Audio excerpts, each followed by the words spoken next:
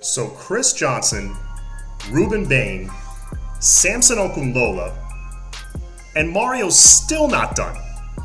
I don't know what's in those magic loafers, but it's working. Whatever Mario's doing, it's working. Because this weekend, as we speak, the Miami Hurricanes are hosting maybe the biggest recruiting weekend festivities, whatever you want to call it, that they've ever had in their history. I don't know, but judging by who's visiting, it's pretty big. Before I get into all that, though, please go down, hit that subscribe button, hit the notification bell, the like button, leave a comment, all that good stuff. You know what to do. All right, back to business. So to start the week, Mario Cristobal finally lands a running back for the 2023 class. And not just any running back. No. It is star Dillard running back Chris Johnson Jr., 4-star recruit, elite game-breaking speed. In fact, I don't think those adjectives even do him justice. The dude is an absolute baller. And if you watch his tape, what really sets him apart from other running backs is you see defenders 15, 20 yards down the field, like safeties. They have the angle on them and everything, and it doesn't matter. That angle disappears like that because of his elite speed. So we get some help at running back. Then a little later in the week is one of the big ones, Reuben Bain, nicknamed Hurricane. So, he's a legacy, so we felt good about it pretty much the entire offseason and season that he's probably going to end up choosing Miami. His timetable from the beginning was always going to be early signing day or close to early signing day. So, I'm not surprised he waited and enjoyed the process as he should. I know some fans had a problem with it. I had no problem with it. That being said, as we got closer to the announcement date, I did get a tad nervous because FSU made that late push. And maybe it's a little PTSD talking, but I did not want that school stealing that player away from us. That being said, Mario works his magic again. He lands, in my opinion, one of the top 2 or 3 pure pass rushers in the country. The fact that he's rated a 4-star is a crime. It probably has something to do with his size. He's only 6'2", 6'2 and a half maybe at the most. Weighs about 245, 250. So he's not going to wow you with his size, but he is going to wow you with his tape and his stats. Racking up over 51 sacks in 2 seasons. Unbelievable. The dude is unblockable. There were clips I saw of him beating double teams and triple teams and finding his way to the quarterback. He's phenomenal. I have no doubt this dude's special. Possible program changing type of talent if he achieves that ceiling, if he achieves that potential. I think he's in great hands with this coaching staff. And then last but not least, the pancake honcho, Samson Okunlola, on signing day. The guy's a showman. You can't take that away from him. He's a showman. He brought out the pancakes with the orange and green stack of pancakes with the syrup, breaks out the Miami hat. Some people got nervous that, the Miami hat's the only one with the flat brim. I saw that as a good thing because, you never know. He could have gotten the other hats from anywhere. That's probably why they looked a little worn and cheaper. Whatever. He broke out the nice Miami hat, threw that on, said he was going to be a Miami Hurricane, threw up the U. I love it.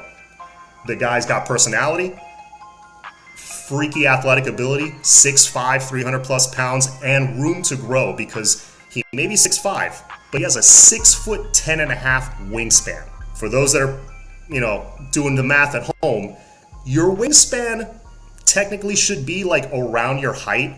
So a 6'10", that's elite wingspan, that's elite length, and that helps with leverage, especially at the tackle position. Bryant McKinney had a crazy wingspan like that. So if this guy's anything close to that, in my opinion, Bryant McKinney's one of maybe the greatest left tackle in college history. We'll see how his career pans out, but I feel great about Samson Okunlola. And I remember having David Franklin on my show, I want to say it was back in June, and there was some smoke about Francis Maligoa committing to Miami soon, or he may have already committed, I'm not sure. And then we were talking about Samson. There was interest with Miami, and we were talking, and I remember him saying this. He was like, if you can land those 2 dudes, that's potentially program changing. That is massive. If you can land one, I was happy with Francis and guys like Tommy Kinsler. Unfortunately, we lost Connor Liu, but Frankie Tinalau, Antonio Tripp, guys like that coming from great high school programs, and I think they're very moldable. They got great size, but I was like, man, if we can get Pancake, that's the cherry on top. Well, the proverbial cherry on top of the sundae joined the program just a few days ago. Not officially, signing day's coming up, but he verbally committed to Miami, essentially closing out his recruitment for the season. Now, last but not least, before I go, I did mention that there's a huge recruiting weekend happening right now. Certain big names will be around campus, where Mario will get his last shot to kind of sway them, if they're on the fence, to get them on board with Miami. A couple of transfer prospects. Of course, the biggest one, Dante Thornton. Elite, talented wide receiver, very productive as a freshman at Oregon. When Mario was there, Mario recruited him, so of course he has that relationship. It seems like a no-brainer. And then, you saw a little bit of a dip with the stats in sophomore season, but he was still relatively productive. There were, rumors about him hitting the portal for a while. He finally did. So, hopefully Dante Thornton sees this as a destination now with the momentum Miami has recruiting. And with, obviously the kind of offense we're going to run is probably going to be important. So we'll see if Mario can close that deal. Mario and the Loafers, which, they've been working their magic the last couple of weeks. I did not think we'd be in the top 3 recruiting classes a month ago. I thought, hey, if we finish top 10 with the guys we have, I'm good, especially after the season we had. But man, number 3 or number 4 I saw this morning, you land me a top 5 class. I am ecstatic, and that's something you can build on. So bringing a guy like Dante Thornton on the outside, which we desperately need, and then of course you got Javion Cohen, who I believe is visiting this week or visiting this weekend. That's a guy that can start on your O-line right away and also changes your O-line, because you got possibly Zion coming back. You got some experience in the interior. You got Inez Cooper, who I think all but locked down that right guard position if he's, just continues to stay healthy and does all the right things. He has elite size. So plug him in at right guard. Jalen Rivers, also elite size, was pretty good last year. Plug in Javion Cohen maybe at right tackle, and then maybe find a guard or maybe a center in the portal. You're looking at a pretty solid O-line now, being in year 2 of that crystal ball, mirror ball system. And then you got a couple of other guys. You got Thomas Gore from, I believe it's Georgia State. Not everyone's impressed with his size. I'll be honest, I wasn't either. 6 foot, 270 pounds. Wasn't super impressed with that. Again, impressed with his stats. The dude's a playmaker. He gets into the backfield. He gets quarterback hurries. He disrupts plays.